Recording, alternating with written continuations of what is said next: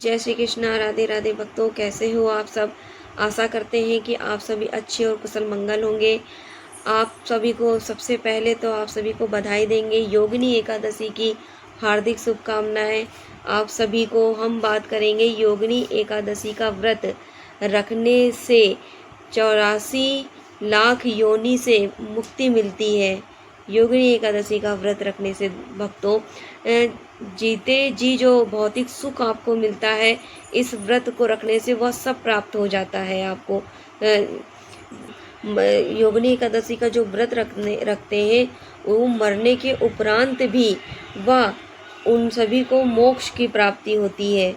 योगिनी एकादशी के दिन जो एकादशी की तारीख है, टाइमिंग है, वो हम आपको बताएंगे। योगिनी एकादशी का व्रत जो शुरू हो रहा है वो 21 तारीख को 7:19 से स्टार्ट हो रहा है और उसकी समाप्ति की तिथि है 22 तारीख को 4:27 पे इसका समापन हो जाएगा। एक पद्म पुराण नारद पुराण में लिखा है जो व्रत सूर्य उदय के 1.5 घंटा पहले की कौन सी तिथि स्टार्ट होएगी या उससे पहले कौन सी तिथि थी, उसके अकॉर्डिंग व्रत रखा जाएगा।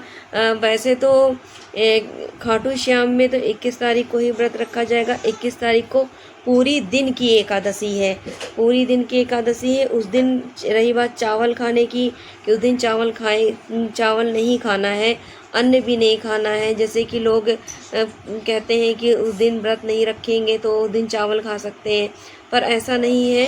व्रत नहीं रखेंगे तो चावल नहीं खाना है। चावल 21 तारीख को नहीं खाना है, 22 तारीख को आप खा सकते हैं। लेकिन नारद और पद्म पुराण के अनुसार सूर्य उदय के 1.5 घंटा पहले कौन सी तिथि थी, उसके अकॉर्डिंग ही व्रत रखा जाता है। 10वीं तिथि एकादशी पे है तो वो व्रत नहीं रखना चाहिए। उस व्रत को जो मतलब व्रत नहीं रखते हैं, जो भी व्यक्ति 10वीं तिथि का व्रत रखते हैं वह सब क्षीण हो जाता है, वो व्रत का पुण्य नहीं मिलता है। तो एक बात बताते हैं हम आपको। कौरवों की माता गंधारी ने 10वीं युक्त एकादशी रखी थी, तो उन्होंने अपने जीते जी सभी पुत्रों को मरते हुए देखा था, सभी पुत्रों को, क्योंकि उन्होंने 10वीं तिथि एकादशी व्रत रखा था। तो 10वीं तिथि एकादशी व्रत रखने से अच्छा है कि आप द्वादशी युक्त व्रत एकादशी का व्रत रखें। द्वादशी युक्त एकादशी का व्रत जो लोग रखते हैं उनको 1000 एकादशियों का पुण्य एक ही द्वादशी युक्त व्रत रखने से प्राप्त हो जाता है। इसलिए आप सभी इस चीज़ का ध्यान रखें। तिथि का बहुत ही ज़्यादा महत्व है। तिथि कौन सी, कब लग रही है, कितने बजे से लग रही है, इन सब चीज़ों का ध्यान रखना बहुत ही ज़्यादा उचित है। तो जब भी 2 एकादशी पड़ती हैं तो पहली ना रख के दूसरी द्वादशी युक्त ही एकादशी का व्रत रखना चाहिए। और हो सके तो दोनों का व्रत आप रख लीजिए, 2 दिन का व्रत रख लीजिए। अगर नहीं रख सकते हैं अन्य तो एकादशी के दिन अन्न वैसे भी नहीं खाना चाहिए। उसमें पाप विराजमान हो जाते हैं, ऐसा है, उसमें पाप विराजमान हो जाते हैं तो अन्न नहीं खाना चाहिए। तो अन्न ना खा के आप कुछ भी वैसी चीज़ बना लीजिए, जैसे परहेज कर लेते हैं, थोड़ा सा नमक आलू बना लेते हैं नमक के, या वैसे कुछ सिंघाड़े घाटे की पूड़ियाँ हैं, साबूदाने की पूड़ी हैं, ऐसा कुछ ठोस चीज़ बना लेते हैं जिससे उससे भी पेट आराम से भर जाता है। मतलब सही से मतलब अच्छे से दिन कर सकते हो आप। दिनचर्या में भी एक दिन या 2 दिन में कुछ नहीं जाता है। इन सब चीज़ों का मतलब आप इन सब चीज़ों का ध्यान रखें और अन्न ना खाएं। और रही बात चावल की, तो चावल बिल्कुल भी ना खाएं एकादशी के दिन।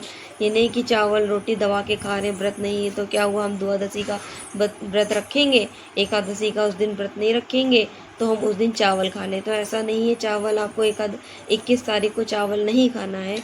द्वादशी युक्त रखिए। द्वादशी युक्त रखने से आपको 1000 गुना फल मिलता है सब एकादशियों का व्रत करने से।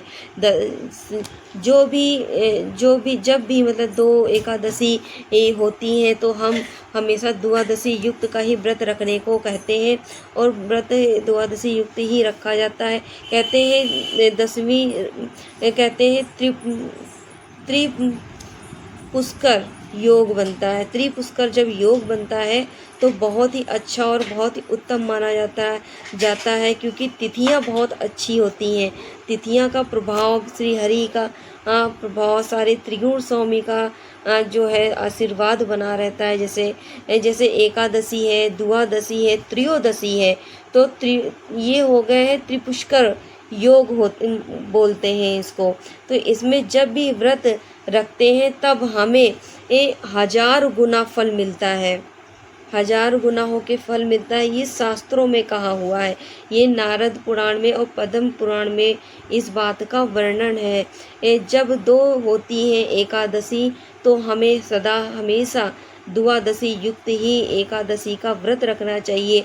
जिन लोगों में, जिन व्यक्तियों में जैसे सामर्थ्य है, अभी नए जनरेशन के हैं जैसे हम लोग हैं, और ज़्यादा जैसे एज वाले हैं, दवाइयाँ चल रही हैं, वो चलो नहीं रख सकते हैं तो वैसे तो दोनों रख सकते हैं तो रख लें आप ये दोनों व्रत, दोनों दिन का 21 और 22 का, वरना द्वादशी का व्रत तो अवश्य रखें।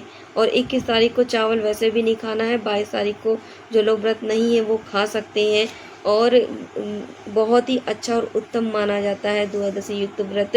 लेकिन आप एकादशी वाले दिन चावल बिल्कुल भी ना खाएं। हम बार बार इस चीज़ को इसलिए बता रहे हैं कि बहुत लोग होते हैं कि खा लेते हैं कि आज व्रत नहीं, हम द्वादशी का व्रत रखेंगे तो दबा के बढ़िया चावल भी खा लेते हैं। तो ऐसा नहीं है, ठीक है, ऐसा मत करना।